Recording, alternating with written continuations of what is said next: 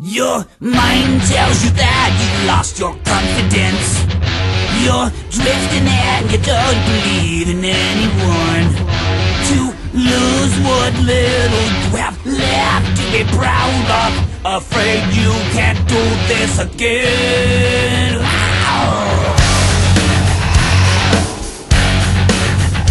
You said that nothing comes in between us, and the way of getting things we wanted done. Then Phobia held you under its influence until you compromised your style.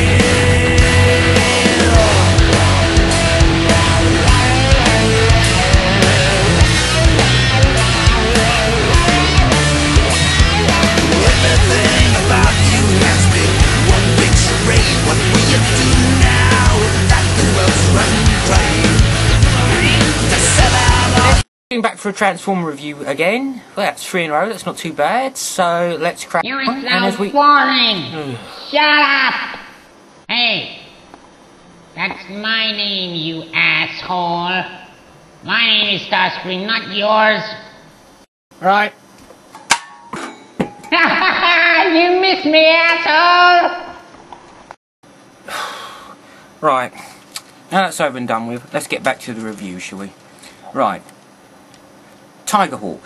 Very interesting character, and how this character comes about I think is even more interesting. So for those of you who aren't so au fait with Beast Wars, I'll try and explain it and then you'll have some idea where I'm coming from. Now, Tigertron and Air Razor were original Maximals who were in Season 1 of Beast Wars. Now what happens is, in Season 2 they get abducted by these aliens called the Vok, and they get taken back to the Nexus Zone. Now, they stay there right up until relatively near the end of Season 3. And what the Vok do is they suddenly realise that Megatron is starting to put things into motion which they can't allow him to do. They want to stop him. They don't like how close he's getting. So what they do is they make an emissary out of the kidnapped Air Razor and Tigertron. And they form them together to make a Tigerhawk. They abstract the sparks from it because they don't want them. They want somebody they can control. So this guy is basically Tigertron and Air Razor merged together with a Vok intelligence. So it's controlled by the Vok. So he's sent down to stop Megatron. Now he overpowers Megatron and the other Predacons quite easily. They're no match for him because he's a Vok-powered mental maniac of 2 half robots. Another interesting thing to note, as you know, Air Razor is a female Maximal and Tigertron's a male. Now it's not explained whether it's male or female, it doesn't really matter, but it does speak with Tigertron's voice, so we can only assume whatever you like. I have no idea, to be honest. It's never explained, and I suppose in all fairness it really doesn't matter. Anyway, now after overpowering Megatron, Tarantulas overpowers him with these little crawly spidery things which inhibit his ability to fight and move. Now Tarantulas wants to experiment on him for his own ends. He wants to try and get the Vok out of the body. And I didn't swear then, it sounded like something else, and I didn't swear, so there. So he attempts to extract them. And for a time it seems that it's working. Then all of a sudden the Vok turn around and attack Tarantulas. Now he's petrified at this point because he doesn't know how the hell to stop them. So he unleashes all his firepower at them and it just goes straight through them onto his machinery. The machinery turns on him and utterly destroys him, as well as the Vok who are inside Tigerhawk. Now Tigerhawk is basically now an unconscious robot for all intents and purposes, but with the help of Cheetor, who they've been communicating to in dreams all this time, they find their way back down to Earth from the Nexus Zone, and as I said, with the help of Cheetor, they recouple themselves with this body.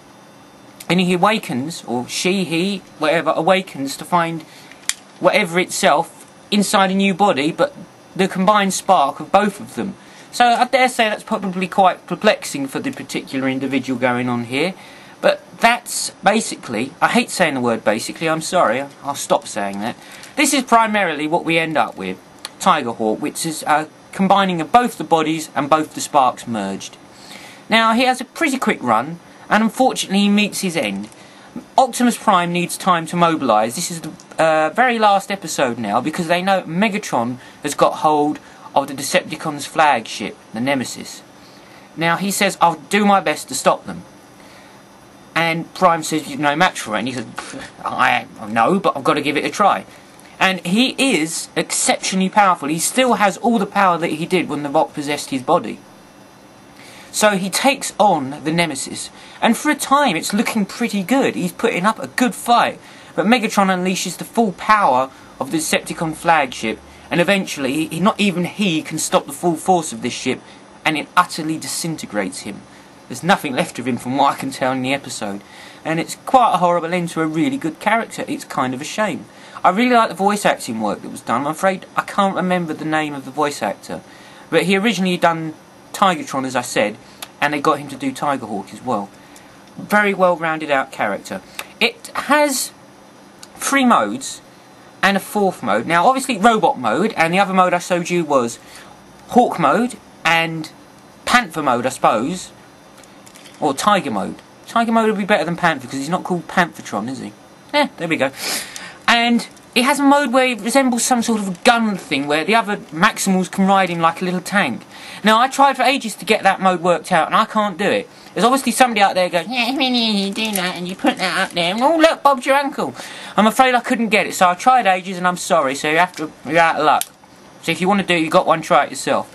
Now, there's been a recolour of him for the Universe series, and got that too. Now, I didn't know about this one, I'll be honest, till I went to Botcom, and they had it in there. It was only one of him, and the colour scheme is excellent.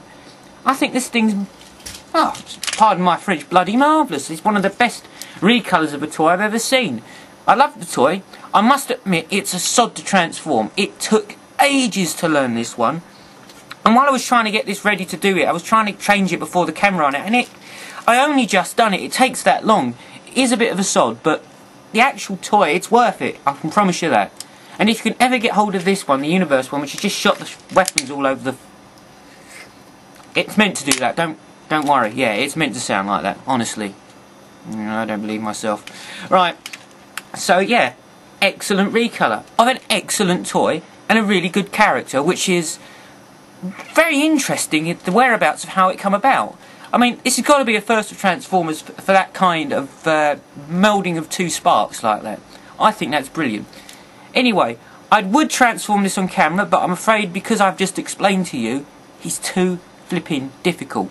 And I asked myself enough, I don't need to transform this on camera to do it anymore. So any of you out there, get this toy, and any of you don't, I'm afraid it's tough, you'll have to get it. Anyway, I hope that was a little bit of an explanation of Tigerhawk, Tigertron and Air Razor.